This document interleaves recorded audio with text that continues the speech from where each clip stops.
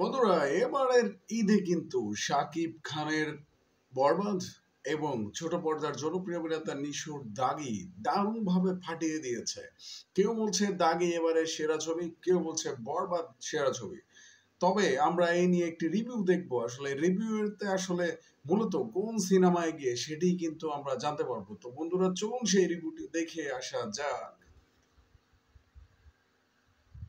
দাগ থেকে যদি দারুণ কিছু হয় তাহলে তো দাগই ভালো। কিসের ভালো? পুরাই ফালতু। এইটা কি সিনেমা বলে নাকি? এইটা তো নাটক। নাটক হইলে আপনার সমস্যা কি? নাটকের মানুষরাই সব জায়গায় কাজ করছে। কি ভাবছেন এমনটা বলবো? এবারের ঈদে যদি শাকিব খানের বরবাদের সাথে হাড্ডাহাড্ডি লড়াই বা টেক্কা দেওয়ার মতো কোনো সিনেমা থাকে তাহলে সেটা আফরান নিশোর দাগি। শুরুতে টিজারটা দেখার পর আমি ভাবছিলাম দাগি সিনেমাটা হয়তো জমবে না। সত্যি কথা বলতে টিজারটা আমার কাছে তেমন ভালো লাগে না, এটাই তো বলবেন, কিন্তু দর্শকদের খুব ভালো লেগেছে। গল্পের দিক দিয়ে এইবারের ঈদের নাম্বার 1 সিনেমা হচ্ছে এই দাগি। আফরান নিশো স্ক্রিপ্ট চয়েস এবং গল্প নির্বাচনে পুরোপুরি ফোকাসটা রাখছে। কম আসুক কিন্তু ভেবেচিন্তে করি, কষ্ট করি। দাগি একটি গল্প নির্ভর সিনেমা, চমৎকার একটি গল্প যা ডিরেক্টর নিজের মনের মাধুরী মিশিয়ে সিনেমাতে রূপদান করেছে এবং প্রত্যেকটা কাস্ট কিন্তু তাদের বেস্ট আউটপুটটা দিছে। গল্পটা এতটাই উপভোগ্য ছিল যে স্ক্রিন থেকে 1 সেকেন্ডের জন্য চোখ সরাতে পারিনি। দাগি সিনেমাটির গল্পটিকে দুটি ভাগে ভাগ করা যায়। ফার্স্ট হাফ এক ধরনের গল্প এবং সেকেন্ড হাফ আরেক ধরনের গল্প। দুটো ডিফারেন্সিয়েটেড স্টোরিকে একটা কেন্দ্রবিন্দুতে মিল করার বিষয়টা চমৎকার ছিল। সিনেমার গল্পটিকে ভালো বলছি এর বড় কারণ হচ্ছে গল্পের ডিটেইলিং চমৎকারভাবে করা হয়েছে। কিছু জায়গায় স্টোরি টেলিং দারুণভাবে পোর্ট্রে করা হয়। যেমন সিনেমায় একটা 14 বছরের পার্থক্য দেখানো হয়, তো ম্যাক্সিমাম ক্ষেত্রে কি দেখা যায় সিনেমায় লিখে দেয় জাস্ট 14 বছর পর, আর কিছু তেমন করা হয় না। বাট এই জায়গায় এই লেখার পাশাপাশি দেখানো হচ্ছে যে জায়গার নাম পরিবর্তন হয়ে গিয়েছে, রিক্সাওয়ালারা জায়গার নাম বলে চিনতে পারতেছে না, পাশাপাশি ছোট বাচ্চারা বড় হয়ে গেছে। তো এই যে একটা ডিফারেন্ট ওয়েতে দর্শকের রিয়ালাইজেশন আনছে, এই টুকটাক বিষয় সহ আরো অনেক জায়গায় স্টোরি ডিটেইলিংটা খুব চমৎকারভাবে করা হয়। পাশাপাশি সিনেমাতে দেখানো প্রতিটি অবজেক্ট গল্পের সাথে কোনো না কোনোভাবে কানেক্টেড। তবে এই জায়গায় একটা কথা বলি, আপনারা আমাদের মিলিয়ন মিলিয়ন ভিউজের রিলস ভিডিও কিংবা শর্টস ভিডিওগুলো দেখে প্রায়ই আমাদের প্রশ্ন করেন যে এই ভিডিওগুলো আমরা কোন অ্যাপের মাধ্যমে এডিট করি এবং এই ধরনের এডিট আপনারা কিভাবে শিখতে পারবেন।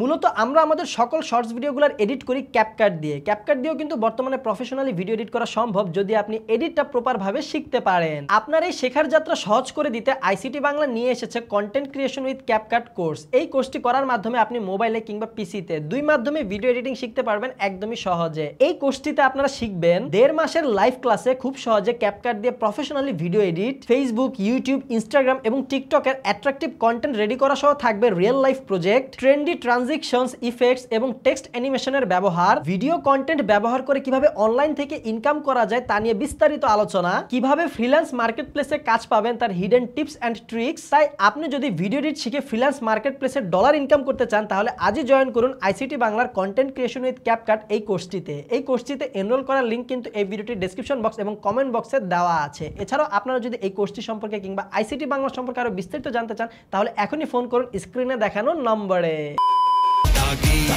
যদি একটু সংক্ষেপে দাগি সিনেমাটার গল্প বলি তাহলে নিশান নামের একটি সাধারণ ছেলের গল্প যে কোনো একটা ক্রাইমের কারণে জেলে চলে যায় এবং 14 বছর সাজা ভোগ করে। তবে জেল থেকে বের হওয়ার পর সে বুঝতে পারে সে সাধারণ জনগণের মতো আর নেই। এখন জেল থেকে বের হওয়ার পর নিশান কিভাবে সমাজের সাথে সার্ভাইভ করবে, সে কি নতুন জীবন বিকশিত করতে পারবে নাকি আগের কালো দুনিয়ার জালে আটকা পড়ে যাবে এবং এর শেষ পরিণতি কি হবে, এই সব কিছু জানতে চাইলে আপনাদের হলে যেয়ে দেখা লাগবে দাগি সম্পূর্ণ সিনেমাটি। জেলের দাগ একবার যা লাগছে সেই দাগি। গল্পের পর দাগি সিনেমাটির সবথেকে বড় পজিটিভ দিক হচ্ছে এর কাস্ট। প্রত্যেকটা আর্টিস্ট খুবই ভালো অভিনয় করেছে যার ফলে প্রত্যেকটা ক্যারেক্টার জীবন্ত লাগছিল। এছাড়াও আফরান নিশো এবং তমা মির্জা এই দুইজনের কেমিস্ট্রি কিন্তু খুবই পরিপক্ক ছিল। সুনেহরা বিনতে কামাল কিন্তু সিনেমার মধ্যে একটা গুরুত্বপূর্ণ রোল প্লে করে, তার অভিনয় বেশ ভালো ছিল, তবে তার প্রপোজ করার স্টাইলটা খুবই দুর্দান্ত ছিল। এই জায়গায়ও প্রশংসা করা লাগে ডিরেক্টরের এবং সিনেমাটার গল্পের। ডিরেক্টর শিহাব শাহিন সামনে আমাদেরকে এইরকম আরো অনেকগুলো গল্প নির্ভর সিনেমা উপহার দিবে এই কামনায় রাখছি। তবে উনি যে মেকিং অনেক যত্ন সহকারে করেন সেটা সিনেমা দেখার সময় বোঝা যায়। দাগি সিনেমাটিতে একটু অন্য ধরনের কালার গ্রেডিং দেখা যায়, একটু ওয়ার্ম, একটু ডার্ক আর একটু র। গল্পের ধরন অনুযায়ী কালার গ্রেডিংটা দারুণ ছিল। জীবনের লক্ষ্য সিনেমাটির টিজারে অত্যাধিক পরিমাণের জুম শট এবং স্লো মোশন শট দেখার ফলে কিছুটা সমালোচনা হয়েছিল, তবে সম্পূর্ণ সিনেমাটি দেখার পর বুঝলাম ডিওপি এর কাজ বেশ ভালোই ছিল এবং স্লো মোশন শটগুলো কিন্তু যথার্থভাবে ব্যবহার করা হয়েছে। এত পজিটিভ দিক থাকলেও বেশ কিছু নেগেটিভ দিকও কিন্তু রয়েছে এই দাগি সিনেমাটির, যার প্রথমেই বলা লাগে এই সিনেমাটির গানের বিষয়ে। এই সিনেমাটিতে যদি একটি হিট গান বের করতে পারতো তাহলে সিনেমাটিতে আরো ভালো রেসপন্স পেত। আরেকটা নেগেটিভ দিক আছে এই সিনেমাটার গল্পের নায়িকার বিষয়ে, যেটা বলতে পারতেছি না কারণ স্পয়লার হয়ে যাবে। সিনেমার ফিনিশিংটাও আধুরা আধুরা লাগছে, এরপর কি হবে এই ধরনের একটা কোশ্চেন দিয়ে সিনেমাটা শেষ হয়ে যায়।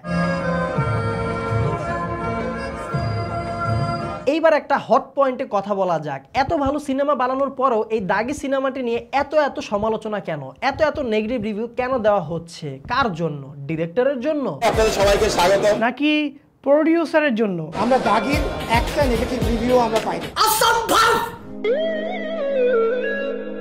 নাকি নায়ক আফরান নিশোর জন্য? একটা খুশি মারবো এখানে সবগুলো চলে যাবে অন্যদিকে। হ্যাঁ, কোনোভাবে শাকিব খানের সিনেমাকে খোঁচা মারলো না তো? আমার গল্পের বোঝার জন্য আন্ডারস্ট্যান্ডিংটা থাকতে হবে। না শাকিব খানকে এবার খোঁচা মারে নাই, খোঁচা মারছিল 2023 সালে সুরঙ্গ মুক্তির সময়। এইবার কিন্তু খোঁচা মারে নাই, শাকিব খানের সাথে একাত্মতা প্রকাশ করছে। তারপরেও দাগি সিনেমাটি নিয়ে এত সমালোচনা হওয়ার মূল কারণ হচ্ছে প্রডিউসারের কিছু কার্যকলাপ। তিনি সিনেমাটা রিলিজের একদিন পরে এই দাগি সিনেমাটার IMDb রেটিংটা প্রকাশ করে। তো এই জায়গায় উনি যদি একমাত্র দাগি সিনেমাটার IMDb রেটিংটা প্রকাশ করতো তাহলে কোনো সমস্যা হতো না। তবে উনি কি করে, এই দাগি সিনেমার সাথে বরবাদ এবং জঙ্গলি এই দুইটা সিনেমার IMDb রেটিং এর তুলনা করে। মাত্র একদিনে কম্পেয়ার করায় সাকিবিয়ানরা যায় খেপে। তারপর তারা IMDb তে ঢুকে মাত্র 3 ঘন্টায় দাগি সিনেমাটার রেটিং 9 থেকে 4-এ নামায়া দেয় তবলা বাজাইতে বাজাইতে। এছাড়াও দাগি সিনেমার প্রডিউসারের কিছু কথাবার্তা আমজনতার কাছে ফাপড় বা চাপা মনে হয়। হয়তো তিনি সত্যি কথা বলতেছেন কিন্তু কেন জানি জনগণ বিশ্বাস করতে চায় না।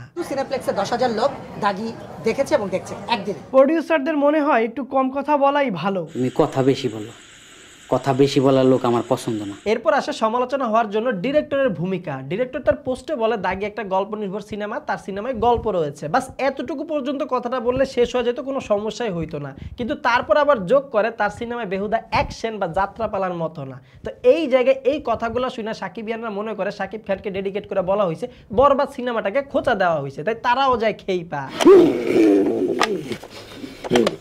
রাগটা কমা দরকার। ফলে তারা দাগি সিনেমা সহ আফরান নিশোকে নিয়ে ট্রল করা শুরু করে। তারপর আবার দাগি সিনেমাটি যখন হল কম পায় তখন প্রোডাকশন থেকে জানানো হয় তাদের জন্য মাল্টিপ্লেক্সই ভালো। লোকাল সিনেমা হলগুলো হচ্ছে গোডাউন বা গুদাম ঘর, তারা এইসব জায়গায় তাদের সিনেমা দিতে চায় না। অথচ একই প্রোডাকশনের সিনেমা তুফান এই ধরনের 100টা গুদাম ঘর আর গোডাউনে চালানো হয়েছিল। হিপোক্রেসি কি ভি সীমা হতি হ্যায়। তো আমার কাছে মনে হয় এই ধরনের কন্ট্রোভার্সিগুলো যদি না হতো তাহলে দাগি সিনেমাটি নিয়ে সমালোচনা আরো অনেক কম হতো। পাশাপাশি দাগি সিনেমাটি আরো ভালো চলতো এবং দর্শক চাহিদাও আরো বেশি থাকতো। এবার আসি আফরান নিশোর সাথে শাকিব খানের তুলনা করার বিষয়টা। মূলত কিছু শাকিব খানের ফ্যানরা এই কাজটা করে থাকে, ভাই ভুলেও এই কাজটা করেন না, কারণ দুজনের প্যাটার্ন আলাদা, দুজনের ইন্ডাস্ট্রি লিড করার ধরন আলাদা। শাকিব খান 20 বছর ধরে বাংলা ফিল্ম ইন্ডাস্ট্রিতে রাজত্ব করতেছে, সে একজন মেগাস্টার। তাই শাকিব খানের সাথে আফরান নিশোর তুলনা করাটা বোকামি ছাড়া আর কিছুই না। আফরান নিশো মুভি ইন্ডাস্ট্রিতে আসছে মাত্র 2 বছর। 2 বছরে তার সিনেমা আসছে 2টা এবং 2টা সিনেমাই কিন্তু হিট। মাত্র 2টা সিনেমা দিয়ে এত ভালো পজিশনে চলে আসাটা কিন্তু মুখের কথা না। তাই বলা যায় আফরান নিশো তার নিজের জায়গা থেকে অনেক সাকসেসফুল আছে। সো আমি একজন ওই অভিনেতা, ওই প্লেয়ারটা হতে চাই যার স্ট্রাইক রেট খুব দুর্দান্ত। তাই সব মিলিয়ে বলা যায় সামনে আফরান নিশো আরো ভালো কিছু করতে পারবে, এই দাগি সিনেমাটাই তার প্রমাণ। নিজেরা দেখে নিজেদের মন্তব্যটা দিবেন, এটা আমি আশা করি। তাই আমাদের উচিত বেহুদা কাদা ছোড়াছুড়ি না করে, একজনের ফ্যান অন্যজনকে ছোট না করে সবার সিনেমায় সুন্দরভাবে উপভোগ করা জীবনের লক্ষ্য। So guys that's all today. আশা করি ভিডিও আপনাদের কাছে ভালো লেগেছে। আর আপনারা কারা কারা দাগি সিনেমাটি দেখেছেন, আপনাদের কাছে দাগি সিনেমাটি কেমন লেগেছে অবশ্যই কিন্তু কমেন্ট বক্সে আমাদেরকে জানাবেন। আর এইবার যদি আপনার কাছে সেরা সিনেমা কোনটা লাগছে আপনার দেখা, সেটাও কিন্তু কমেন্ট বক্সে জানাবেন। আর এই ভিডিওটা যদি আপনার কাছে বেশি ভালো লাগে তাহলে আপনাদের মন থেকে আপনাদের ভালোবাসা থেকে ভিডিওতে লাইক কমেন্ট শেয়ার করে দিন। আমাদের প্রথমবার দেখে থাকলে এখন চ্যানেলটা সাবস্ক্রাইব করুন। আর শুধু সাবস্ক্রাইব করলে হবে না, সাথে কিন্তু অবশ্যই অবশ্যই অবশ্যই পাশের ঘন্টাটাও বাজিয়ে দিবেন। ভিডিওটা এতটুকুই ছিল, দেখা হবে আপনার সাথে পরবর্তী ভিডিওতে। Till then stay well, stay awesome, by.